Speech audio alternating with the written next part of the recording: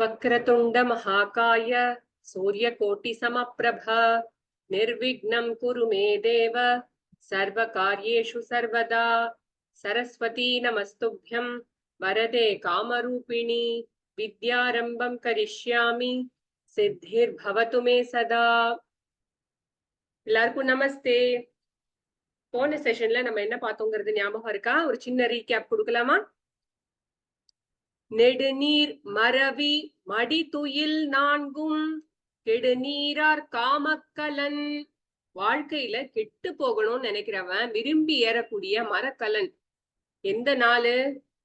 Procrastination. அதாவது நெடுநீர் அப்படின்னா எல்லாத்தையும் காலம் தாழ்த்தி செய்யறது, தாமதமா செய்யறது. அதுக்கப்புறம் மறவி, எல்லாத்தையும் மறந்து போறது. ஒரு பெரிய கஷ்டம் இல்லையா? மறக்கவே கூடாது. கிளாஸ்ல என்ன ஹோம்ஒர்க் கொடுத்தாங்கன்னு கூட வீட்டுக்கு வந்தா மறந்து போயிடுது இல்லையா? அவ்வளவு கவனம் நமக்கு. மறவி மடி துயில். மடினா சோம்பேறித்தனம், சோம்பல், அது இருக்கவே கூடாது. அதுக்கப்புறம் துயில், ரொம்ப தூங்குறது, அளவுக்கு அதிகமான தூக்கம், அதுவும் ரொம்ப தப்பு. இந்த நாலுத்தையும் நம்ம கண்டிப்பா விட்டுடணும். இந்த செஷன்ல நம்ம ஒரு ஸ்ரீமத் பகவத்கீதையில இருந்து பகவான் ஸ்ரீ கிருஷ்ணர் நமக்காக சொன்ன ஒரு பியூட்டிஃபுல் ஸ்லோகா இருக்கு. அது கத்துக்கலாமா? சொல்லலாம் ஒரு வாட்டி.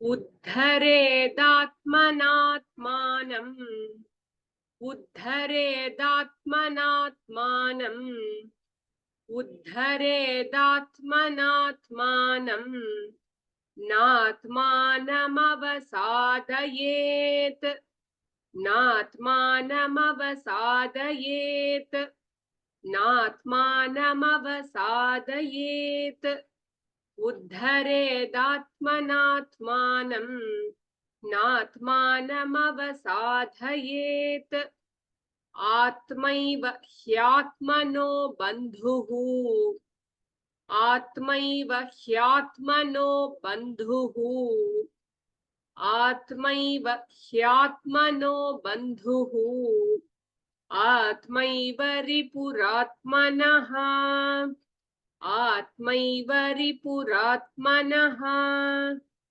ஆத்மைவ ரிபுராத்மனஹ உத்தரேதாத்மனாத்மானம் ஆத்மானமவசாதயேத் ஆத்மைவ ஹ்யாத்மனோ பந்துஹு ஆத்மைவ ரிபுராத்மனஹ. இந்த ஸ்லோகம் கீழே டிஸ்கிரிப்ஷன்ல போடுறேன். அதுக்கப்புறம் அந்த பாட்டு கூட லேர்ன் பண்ணிக்கலாம். இப்போ சிம்பிளா இந்த ஸ்லோகம் என்ன சொல்றது அப்படிங்கறத பாக்கலாமா? ஆத்மானம் உத்தரேத், உன்னை உயர்த்திக்கொள். எப்படி? ஆத்மனா ஆத்மானம் உத்தரேத் அப்படிங்கிறார் பகவான். நீயே உன்னுடைய மனதின் துணை கொண்டு நீ உன்னை உயர்த்தி கொள்ள வேண்டும் அப்படிங்கிறாரு. அதாவது ஒரு ஃபேமஸ் சேயிங் இருக்கு, man is the architect of his own destiny அப்படின்னு. நம்ம தான் நம்மளுடைய வாழ்க்கைய நாம செதுக்கிக்கிறோம். நம்ம கிட்ட என்னெல்லாம் வேண்டாத விஷயங்கள் இருக்கோ அதையெல்லாம் விலக்கி நல்ல எண்ணங்கள், நல்ல பழக்க வழக்கங்களை நம்ம பில்ட் பண்ண கண்டிப்பா பகவான் நமக்கு ஹெல்ப் பண்ணுவாரு.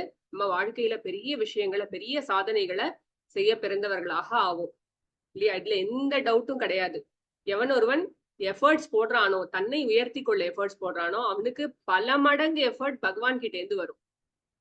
ஆனா நான் டிவி பார்த்துட்டே இருப்பேன், சோம்பி தெரிவேன், என்னை உயர்த்தி கொள்வதற்கான எந்த முயற்சியும் நான் செய்ய மாட்டேன் அப்படிங்கிறவங்களுக்கு கடவுளால கூட காப்பாற்ற முடியாது அவங்கள, இல்லையா? நம்ம கிட்ட என்னெல்லாம் நெகட்டிவிட்டிஸ் இருக்கோ அதெல்லாம் விடணும். சோம்பலை விடணும், பயத்தை விடணும், அச்சம் தவிர் அப்படிங்கிறாரு மகாகவி பாரதியார். தவிர்க்க வேண்டிய விஷயம், முதல் விஷயமா சொல்றாரு அச்சம் தவிர். புதிய ஆத்திச்சூடியில முதல் விஷயம் அச்சம் தவிர்.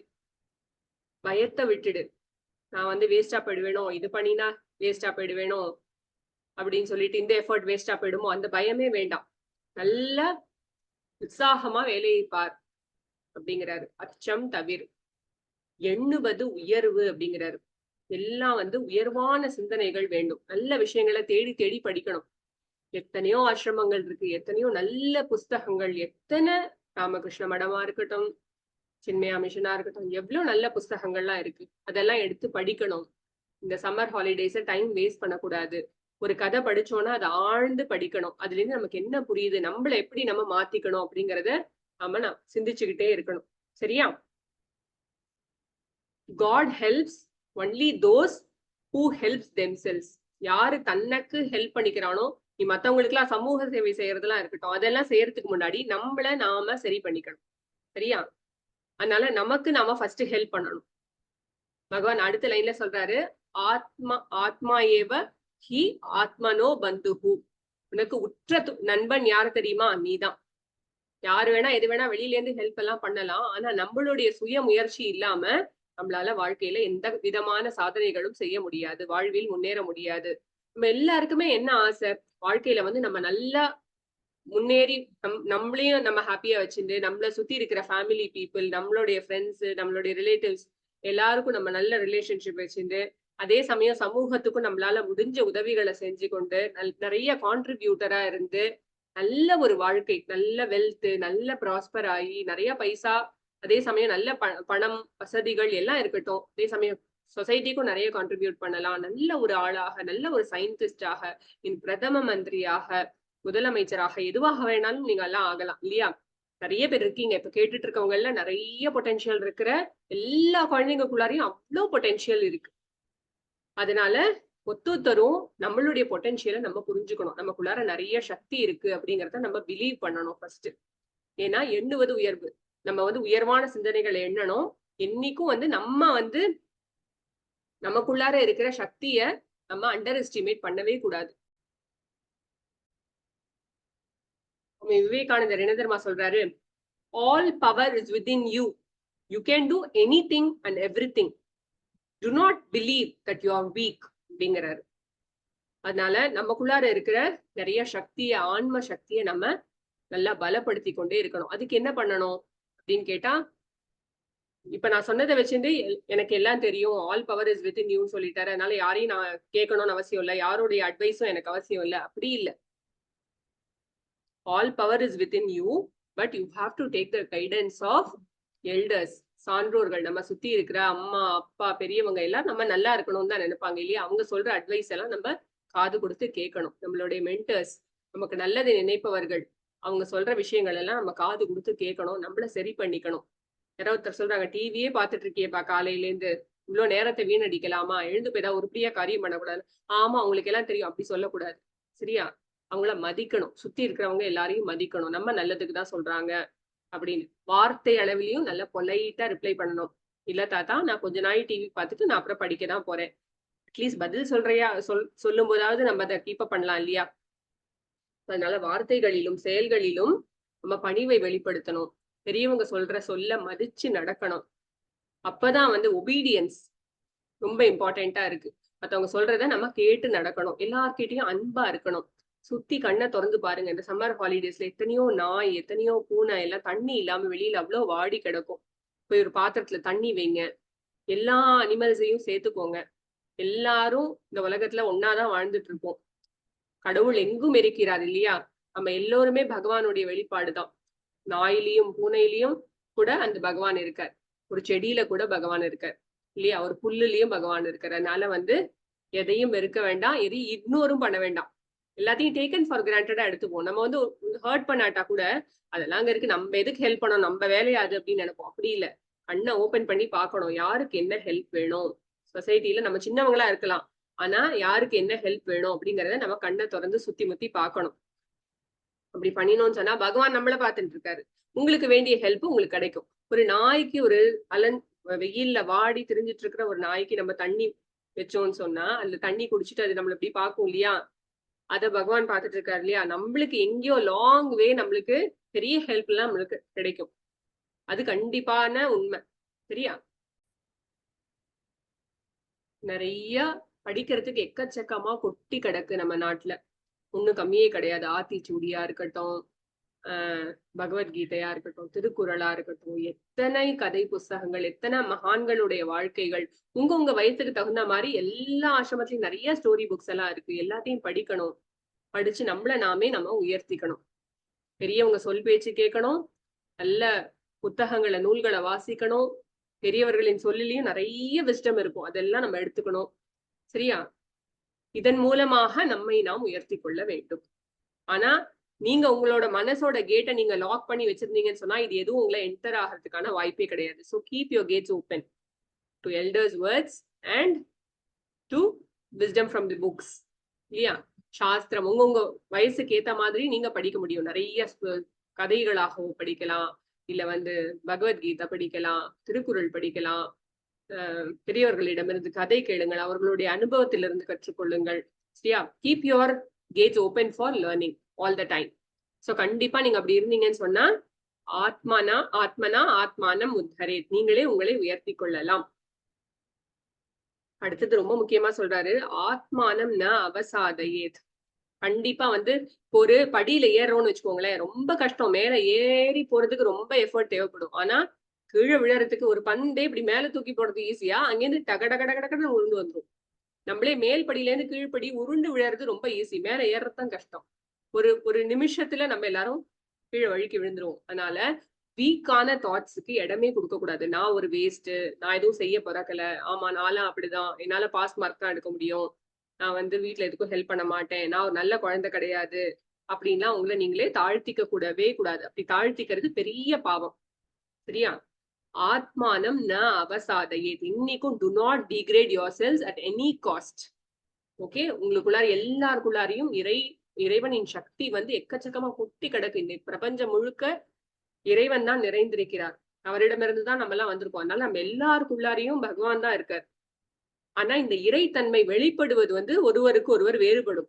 நீ எந்த அளவுக்கு நீ உன்னை பிலீவ் பண்றியோ, எந்த அளவுக்கு நீ அதை வந்து அந்த நேரத்தை ஒதுக்குகிறாயோ உன்னை உயர்த்தி கொள்ள, அந்த அளவுக்கு உங்ககிட்ட இருந்து கடவுளின் வெளிப்பாடு அதிகமாக இருக்கும். அவரோட சக்தியோட வெளிப்பாடை நம்ம நல்லா பார்க்கலாம். அதனாலதான் எல்லாருக்குள்ளாரையும் பகவான் இருந்தா கூட ஒரு ஆள் வந்து 2 பேரும் ஒரே மாதிரிதான் இருப்பாங்க. ஆனா ஒரு ஆள் வந்து 30 ஆள் அடிச்சு போட்டுருவான்.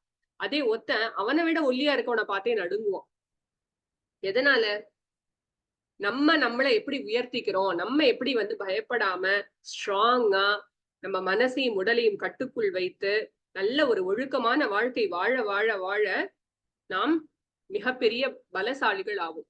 நம்ம கிட்டே நிறைய இறை உணர்வு வெளிப்படும். அது வந்து நமக்கும் நம்மையும் உயர்த்தும், சுற்றி இருக்கவங்க எல்லோருக்கும் அது பிரயோஜனத்தை கொடுக்கும். சரியா? சோ விவேகானந்தர் சொல்றாரு, I want each one of my children to be 100 times greater than I could ever be அப்படிங்கிறாரு. நம்ம அவரை பார்த்து வாயடிச்சு போய் நிக்கிறோம், எப்படிடா இப்படி ஒரு வாழ்க்கை வாழ்ந்தாரு அப்படின்னு. பெரிய மகான்கள்லாம் பார்க்கும்போது ரமண மகரிஷி எப்படி இருக்காரு, சுவாமி விவேகானந்தர் எப்படி இருக்காரு எல்லாம் நம்ம பாக்குறோம். பார்த்துட்டு அவங்களோட ஃபைனல் ப்ராடக்ட பார்த்துட்டு, ஓ இது ரொம்ப ஈஸி போல இருக்கு, இவங்க எல்லாம் பிறக்கும் போதே இப்படி பிறந்திருப்பாங்க போல இருக்கு அப்படின்னு நம்ம நினைச்சுக்கிறோம். அப்படி இல்லை. ஒரு மகான் உருவாவதற்கு பின்னாடியும் எத்தனையோ தபஸ், எத்தனையோ கடின உழைப்பு, எத்தனையோ அவங்கள உயர்த்திக்கிட்டாங்க. சரியா? எத்தனையோ கடின உழைப்பு அதன் பின்னாடி இருக்கு. சும்மா கிடையாது. சுவாமி விவேகானந்தர் பட்ட கஷ்டம் நாம எல்லாம் நினைச்சு கூட பார்க்க முடியாது. அந்த அளவுக்கு அவர் வந்து பார்த்திருக்காரு. சரியா?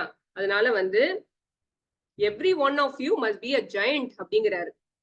Must, that is my word. Caution பண்றாரு.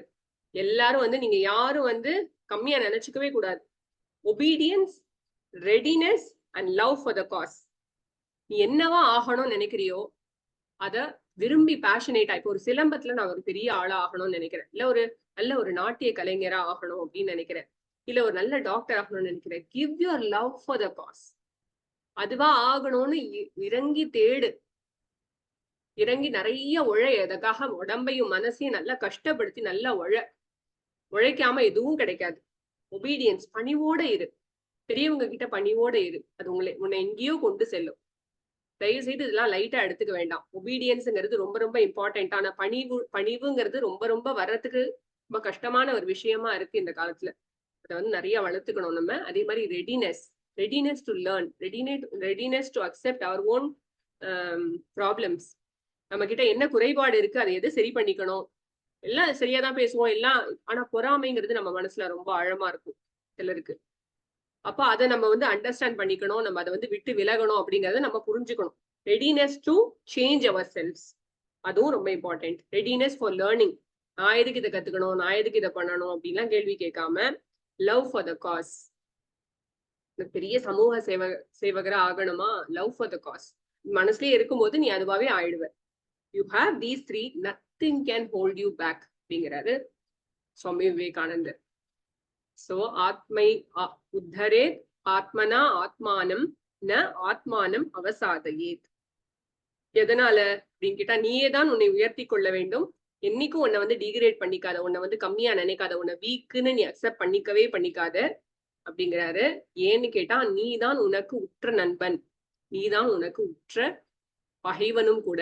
உன்னை லோயர் பண்ணிக்கணும் அப்படின்னு நீ முடிவு கட்டிட்ட அப்படின்னு சொன்னாக்கா யாராலையும் உன்னை காப்பாற்ற முடியாது. எனக்கு வந்து சோம்பி தெரிஞ்சு இப்படி இருக்கிறது போதும் அப்படின்னு நீயே உன்னை லிமிட் பண்ணிட்ட. எனக்கு டிவி பார்த்துன்னு எனக்கு இது மாதிரி உட்கார்ந்து இருக்கிறது போதும், எனக்கு ஜங்க் ஃபுட் எல்லாம் சாப்பிட்டா பரவாயில்ல, நான் பாத்துக்கிறேன் என்ன வந்தாலும், இப்படி ஒரு அலட்சிய போக்கு நிறைய பேர்கிட்ட இருக்கும். ஆனா அந்த மாதிரி நம்ம டிசைட் பண்ணிட்டோம்னா நம்மளே நமக்கு எனிமியா ஆக்கிக்கிறோம் அப்படிங்கறத நம்ம மறக்க வேண்டாம். நம்ம தான் நமக்கு குட் ஃப்ரெண்டு, நம்ம தான் நமக்கு குட் எனிமி. ஆனா அந்த குட் ஃப்ரெண்டா இருக்கிறத நிறைய பலப்படுத்தணும். சரியா? நமக்கு நிறைய ஹெல்ப் பண்ணிக்கணும். அப்பதான் நம்மளால மத்தவங்களுக்கு ஹெல்ப் பண்ண முடியும். சோ அதை மறக்க கூடாது. பேர்பட்ட கஷ்டம் வந்தாலும் சரி துணிஞ்சு நிக்கணுமே தவிர இன்னைக்கும் வந்து ஃபெயிலியரை அக்செப்ட் பண்ணிக்க கூடாது. திரும்ப திரும்ப விழ விழ எழுந்துட்டே இருக்கணும். திரும்ப திரும்ப கேட்டிலும் துணிந்து நில் அப்படிங்கிறாரு பாரதியார். கேட்டிலும் துணிந்து நில். எப்படிப்பட்ட கஷ்டம் வந்தாலும் சரிப்பா, துணிந்து நில். அக்செப்ட் பண்ணிக்காத. Do not accept your failure. திரும்ப திரும்ப ட்ரை பண்ணிட்டே இரு, கண்டிப்பா உனக்கு கிடைக்கும். ஓகேயா? சோ இதோட இத முடிச்சுக்கலாம். இன்னொரு வாட்டி இந்த கீத ஸ்லோகத்தை சாண்ட் பண்றேன். உத்தரேதாத்மனாத்மானம் நாத்மானம் அவசாதயேத் ஆத்மைவ ஹ்யாத்மனோ பந்துஹ ஆத்மைவ ரிபுராத்மனஹ. முடிக்கிறதுக்கு முன்னாடி ஒரு குட்டி கதை. சுவாமி விவேகானந்தர் பத்தி இன்னைக்கு நிறைய சொன்னதுனால அவர் சொன்ன ஒரு குட்டி கதை. ஒரு நிறைய லயன் இருக்கு, சிங்கம் இருக்கு காட்டுல. அந்த சிங்கத்து ஒரு சிங்கம் வந்து அது குட்டி போட போறது. அது வயிற்றுல வந்து ஒரு குட்டி சிங்கம் இருக்கு. அது நிறைய ஃபிளாக் ஆஃப் ஷீப் பாக்குறது. நிறைய வந்து ஆடு மேய்ஞ்சிட்டு இருக்காங்க, செம்மறி ஆடுகள் மேய்ந்து கொண்டிருக்கின்றன. அதுங்களை அதை வந்து பிடிக்க போகும்போது ஒரு கஷ்டப்பட்டு ஒரு சின்ன ஒரு ஸ்ட்ரீம் ஆஃப் வாட்டர் போயிட்டு இருக்கு. அதுல வந்து தாண்டி குதிக்கும் போது அது வந்து அந்த எக்ஸர்ஷன்ல அது கீழே விழுந்துருது. விழும்போது அதுக்கு குட்டி பிறந்துருது. அந்த பெண் சிங்கம் வந்து செத்து போயிடுது. இல்ல, ஆக்சுவலா லயனஸ் வந்து செத்து போயிடுது. அந்த குட்டி சிங்கம் வந்து சிங்கக்குட்டி வந்து அங்கேயே சுத்தின்னு இருக்கு. அதுக்கு தான் யாருன்னு தெரியாது இல்லையா? அந்த ஷீப் கிட்ட போய் பால் குடிக்கிறது. அந்த ஷீப்போடயே இருக்கு. அந்த ஷீப் எல்லாம் அப்படின்னு அப்படின்னு சொல்லும் போது இதுவும் வந்து பேன்னு சொல்லி அதையே வந்து தானும் ஒரு ஷீப் அப்படின்னு பிலீவ் பண்ணி அந்த கூட்டத்தோடயே அதுவும் போய் புல்லெல்லாம் சாப்பிட்டு இருக்கு. அதுக்கு தெரியல தான் சிங்கம் அப்படிங்கிறது. அப்ப ஒரு நாளைக்கு இப்படியே வளர்ந்து வளர்ந்து வளர்ந்து கொஞ்சம் கொஞ்சமா பெருசாயின்னு இருக்கு. அப்போ வந்து இன்னொரு சிங்கம் அங்க வரும்போது பார்த்தா இது என்னது, இது ஒரு குட்டி சிங்கம் வந்து சிங்கக்குட்டி வந்து இந்த ஆடுகளுக்கு நடுவுல உட்கார்ந்துட்டு இருக்கே அப்படின்னு சொல்லிட்டு பார்த்துட்டு, நீ என்ன இவங்கள மாதிரி கத்திட்டு இருக்க, நீ யாருன்னு தெரியாதா உனக்கு, நீ வந்து ஒரு சிங்கம் அப்படின்னு சொன்னா, அப்படியா, இல்ல நான் வந்து ஆடுதான், எனக்கு தெரியும் அப்படின்னு சொல்லிட்டு பாரு நான் எப்படி அவங்கள மாதிரியே நான் வந்து இது பண்றேன் பாரு, கத்துறேன் பாரு அப்படின்னு சொல்றது அந்த சிங்கம். இல்ல நீ வந்து சிங்கம் தான் அப்படின்னு எவ்வளவு வாட்டி சொன்னாலும் அது பிலீவ் பண்ணல. அதுக்கப்புறம் பக்கத்துல இருக்கிற ஒரு லேக் கிட்ட அழிச்சிட்டு போய் தண்ணியில பாரு, ஒன்ன நீயும் நானும் ஒரே மாதிரி இருக்கும் பாரு, நீ வந்து சிங்கம் தான், நீ அவங்கள மாதிரி இல்ல, உன்னை நீ பாரு அப்படின்னு சொன்னதுக்கு அப்புறமா அதை பார்த்துட்டு அது தான் சிங்கம் அப்படிங்கறத அது உணர்ந்துக்குது. சரி, என்ன சொல்ல வரோம்னா, நமக்கு நாம யாரு அப்படிங்கறதே நமக்கு பல காலங்கள்ல தெரியறது இல்ல. நம்ம என்ன நினைச்சுக்கிறோம், நம்ம எல்லாம் வந்து ரொம்ப ஸ்மால், நம்ம ரொம்ப வீக். அப்கோர்ஸ் பணிவா நம்ம சொல்றது வேற விஷயம். ஆனா வந்து நம்ம ரொம்ப வீக் பீப்புள், நம்மளுக்கு ஒண்ணும் தெரியாது, நான்லாம் வந்து எனக்கு இதெல்லாம் வராது அதெல்லாம் வராது, நான் ரொம்ப டேலண்ட் எல்லாம் கிடையாது, எனக்கு கான்பிடன்ஸே கிடையாது அப்படிலாம் நம்மளே நம்மள ரொம்ப தாழ்த்திக்கிறோம் இல்லையா? அதனால நம்ம நிறைய கஷ்டப்படுறோம். ஆனா அப்படி இல்ல. நம்ம என்ன புரிஞ்சுக்கணும்னா, நம்ம எல்லாம் வந்து பகவானோட குழந்தைகள், நம்ம எல்லாம் வந்து பியூர் சோல்ஸ். நம்ம எல்லாம் வந்து நம்மளுடைய ஸ்ட்ரென்த் வந்து நம்ம கிட்டதான் இருக்கு. So we must have faith in ourselves and நம்ம கிட்ட all power is within us. So அந்த பவரை நிறைய நர்ச்சர் பண்ணுங்க, நிறைய ஆன்ம பலத்தை பெருக்கிக் கொள்ளுங்கள். அதுக்கு நிறைய பிரேயர் பண்ணுங்க, நிறைய நல்ல விஷயங்களை கத்துக்கோங்க. நிறைய learning will keep you will make you very strong. Every day learn something new. புதுசா நிறைய புஸ்தகங்களை வாங்கி படிக்க ஆரம்பிங்க. நீங்களே உங்களுக்கு உற்ற நண்பனாக இருந்து உங்களை உயர்த்தி கொள்ளுங்கள். நாளுக்கு நாள் உங்களுக்கு நீங்களே உற்ற நண்பனாக இருங்கள். வெளியில இருக்கிற ஃப்ரெண்ட்ஸ் எல்லாம் இருக்கட்டும், அவங்க எல்லாம் வந்து கூட பர்த்டே பார்ட்டிக்கு வரலாம், சிப்ஸ் சாப்பிடலாம், கோகோ கோலா குடிக்கலாம், சேர்ந்து பீஸா சாப்பிடலாம், அதெல்லாம் வேற விஷயம். ஆனா நமக்கு நாம தான் ஃபர்ஸ்ட் ஃப்ரெண்ட். அதை நம்ம என்னைக்கும் மறக்க கூடாது. அதனால everyday keep learning, stay obedient. Next செஷன்ல நம்ம பார்க்கலாம். ஹரி ஓம்.